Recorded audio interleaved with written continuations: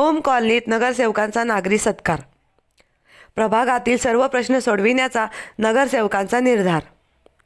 अहिल्यानगर महानगरपालिका प्रभाग क्रमांक 14 मधील विजयी उमेदवारांचा सारसनगर येथील ओम कॉलनीतील नागरिकांच्या वतीने तसेच आमदार संग्राम भैया जगताप युवा मंचच्या वतीने शाल, श्रीफळ व पुष्पगुच्छ देऊन सन्मान करण्यात आला. यावेळी बोलताना नगरसेवक गणेश भोसले यांनी सांगितले की प्रभागातील सर्व प्रश्न सोडविण्यासाठी आपण कटिबद्ध आहोत. प्रभागात पाण्याची अडचण काही प्रमाणात असून ती लवकरच सोडविण्यात येईल. प्रभागातील विविध विकास कामांचे उद्घाटनही आगामी काळात होणार आहे. नागरिकांनी परिसरात स्वच्छता राखावी असे आवाहन त्यांनी केले. निवडणूक काळातही नागरिकांना स्वच्छतेचे महत्त्व पटवून दिले असल्याचे त्यांनी सांगितले. नगरसेवक तथा राष्ट्रवादी काँग्रेसचे गटनेते प्रकाश भागानगरे यांनी मतदारांचे आभार मानताना सांगितले की निवडणुकीत जनतेने दिलेल्या विश्वासामुळेच प्रभागात विकास कामे करता आली. आमदार संग्राम जगताप यांच्या सक्षम नेतृत्वाखाली प्रभागातील रस्ते, पाणी व वीज यासह मूलभूत प्रश्न सोडविण्यात आले आहेत. नागरिकांच्या आशीर्वादामुळेच आम्ही अधिक जोमाने काम करू शकलो असून आगामी काळात आणखीन विकास कामे करण्यात येणार आहेत. नागरिकांना येणाऱ्या सर्व अडचणी सोडविण्याचे आश्वासन त्यांनी दिले.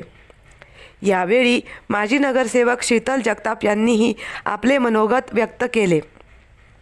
या कार्यक्रमास नगरसेवक मीना चोपडा, नगरसेवक सुनीता फुलसुंदर, मर्चंट बँकेचे संचालक संजय चोपडा, शिवतेज भागानगरे, ॲडव्होकेट अवधूत फुलसुंदर यांच्यासह कॉलनीतील महिला, पुरुष व तरुण मोठ्या संख्येने उपस्थित होते. प्रतिनिधी राहुल आंग्रे, अहिल्यानगर. भैया तुम आगे बढ़ो, हम तुम्हारे साथ हैं. माननीय सौ शीतलताई जगताप तुम आगे बढ़ो, हम तुम्हारे साथ हैं. ओम कॉलनीतील सर्व माझ्या माता भगिनी, सर्व बंधू, आपण या ठिकाणी आम्हाला बोलवलं त्याबद्दल आपल्या सर्वांचे धन्यवाद, आभार. आता आमच्या ताई म्हणल्या मला शीतलताईची जागा दिली भैयांनी, तर तुम्हाला माहिती नाही 3 दिवस रुसून बसले होते. आम्हाला भागानगरे साहेबांना आम्हाला 2 दिवस आमदार साहेब म्हणले बघा भाऊ जाऊन तिथं 2-3 दिवस त्यांना विनवण्या केल्या. मग ते म्हणले बरं ठीक आहे जाऊन द्या. नाही ते त्यांना सांगितलं आपण जरा तुम्हाला वर नेऊ, तुम्हाला जरा आमदार ठेवू आपण, नाही का, विधान परिषदचा आमदार असताना त्याला आपण करू उभं तुम्हाला. मग ते पुढे तयार झालं. आपल्याला आमदारला आमदार तोड पाहिजेत ना आपल्याला.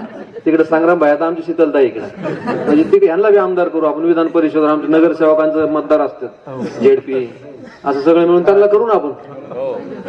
त्याच्यामुळे मग काय म्हटलं ठीक आहे.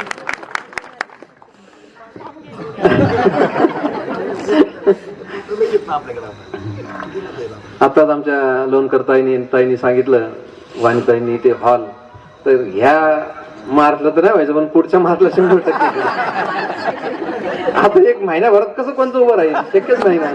आता जानेवारी संपला, फेब्रुवारी, मार्च, 8 मार्चला तर महिला दिन असतो, म्हणजे 6 महिन्यात शक्यच नाही. म्हणजे आपल्याला शेड करावं लागेल उभा. मग तसं करायचं नाही आपल्याला, करायचं तर आपल्याला चांगलं करायचं. भूमिपूजन करा. हा 100% ते 100% करू. ते 100% शीतलताई त्यांच्या हस्ते नारळ फोडू आपण, बरं का भागनगर साहेब. 8 मार्चला ते भूमिपूजन. म्हणजे वस्तुस्थिती आहे, तसं महिन्याभरात काय होणार, शक्यच नाही ना. आपल्याला पाया केलं तरी होणार नाही. उगाच तुम्हाला काहीतरी सांगायचं, पण 100% आपण त्या दिवशी नारळ फोडू. तुमच्या म्हणण्यानुसार शीतलताईच्या हस्ते नारळ फोडू आणि पुढच्या ह्याला डायरेक्ट पीत कापू. नाही ना, आता 2 वर्ष झाले आम्ही नगरसेवकच नव्हतो. त्याला तुमच्या आशीर्वादाने परत झालो.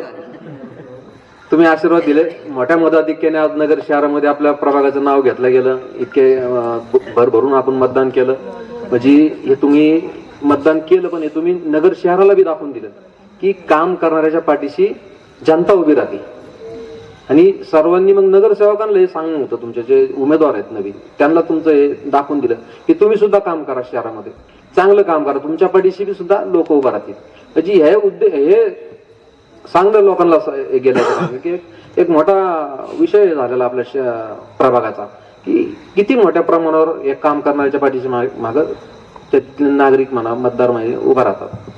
आणि हे सगळं आपल्या आशीर्वादाने आम्ही करू शकलो. आता हे रोड, रस्ते, आता ताई लोणकर ताई म्हणल्या त्या तुम्ही मामाला फोटो तुम्ही टाकत जा कधी, तुमचं नाव घेऊ काही सांगणार नाही आणि आमच्या स्टेटसला लावू, म्हणजे त्याला सुद्धा लाज वाटली पाहिजे. मी एक दिवशी त्या गणेश दातीरच्या तिथं उभं होतो.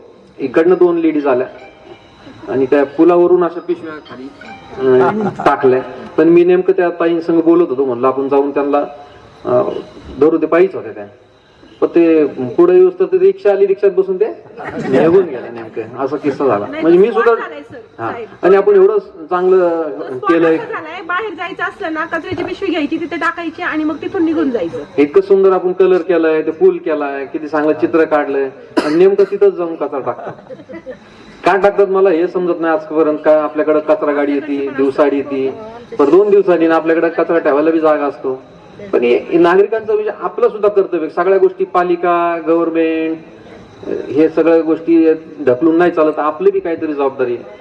म्हणजे हा एक विषय तुम्हाला एक सांगतो की झाडाविषयी माझ्या घडलेला विषय तुम्हाला मागं सांगितलं बी असत की एका लग्नामध्ये आम्ही बसलेलो असतो आणि एक नागरिक सांगत आपल्या भागात झाडच लावित नाही, आपल्या देशातले लोक झाडच लावित नाही. मी बाहेर देशात गेलो, किती ग्रीनरी, किती अमकं तमकं, आपले लोक असे, आपले लोक तसं. मी सगळं ऐकून घेतलं. मी शेवटी त्यांना म्हणलो, तुम्ही 50-55 वयस वाट असणार तुम्ही. ते म्हणले बरोबर आहे. तुम्ही किती झाडं लावल्या? 5-50. एक बी झाड नाही लावलं. तुम्ही लोक करीत नाही म्हणजे नेमकं कोण? मग तुम्ही कोण? लोकात येत नाही, कशात जाता तुम्ही राहता?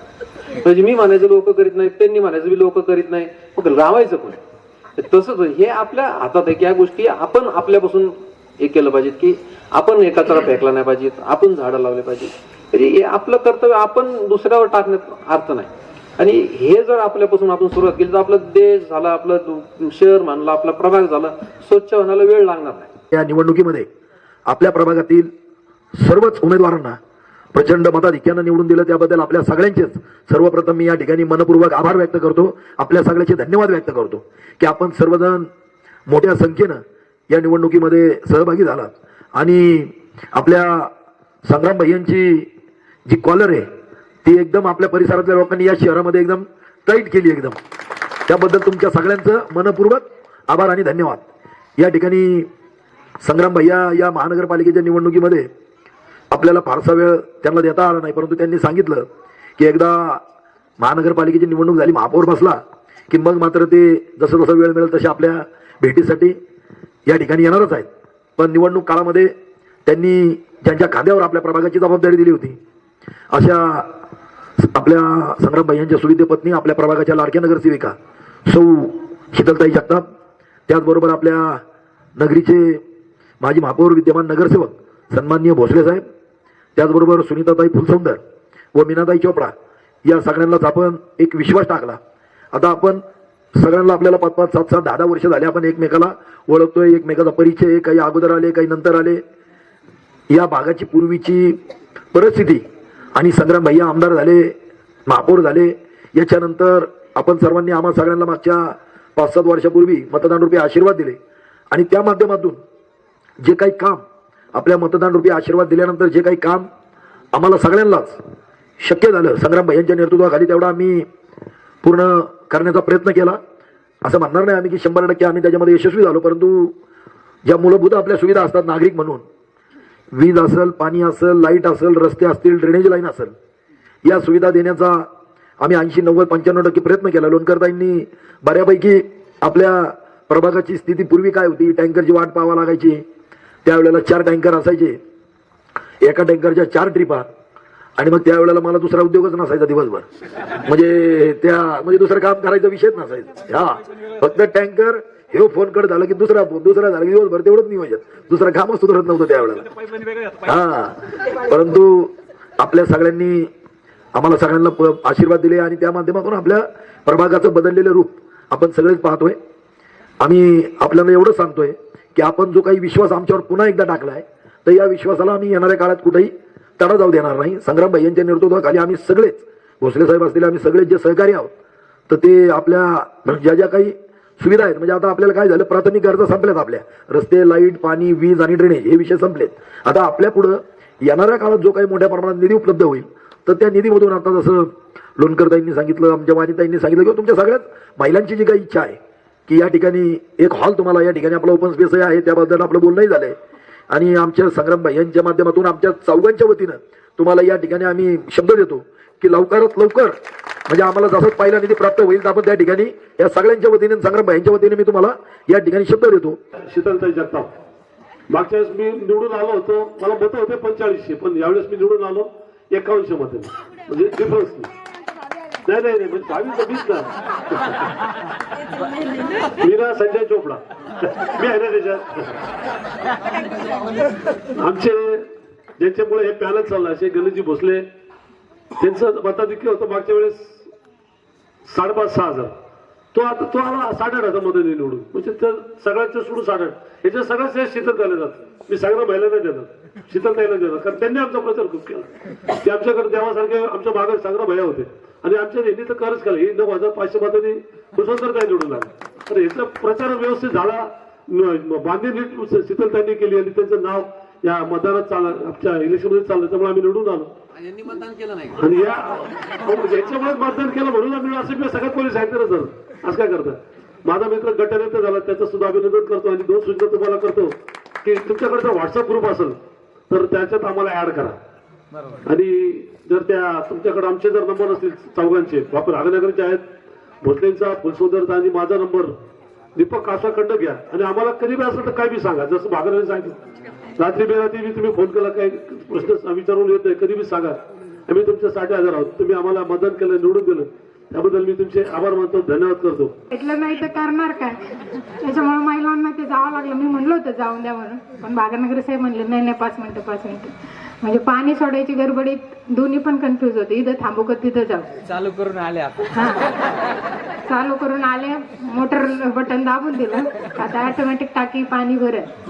आणि या ठिकाणी आल्यानंतर मी का म्हणलं का शिक्षक वर्ग इथं आल्यानंतर जे शिस्तबद्ध कार्यक्रम, ज्या बोलण्याचा वलय, त्याच्यामुळे असं वाटलं की ही जी कॉलनी ती शिक्षकांची कॉलनी आहे का. कारण एक शिकलेला नागरिक, एक सुज्ञ नागरिक ज्यावेळेस त्याच्या शब्दातून व्यतीत होत असतो, त्यावेळेस त्याची ते कोणत्या प्रोफेशनलला तो आहे हे समजत असतं. ज्यावेळेस शिक्षकांनी ते माईक हातात घेतले, ते बोलले, मग मी सरांना विचारलं की ते शिक्षक वर्ग जास्त आहे का.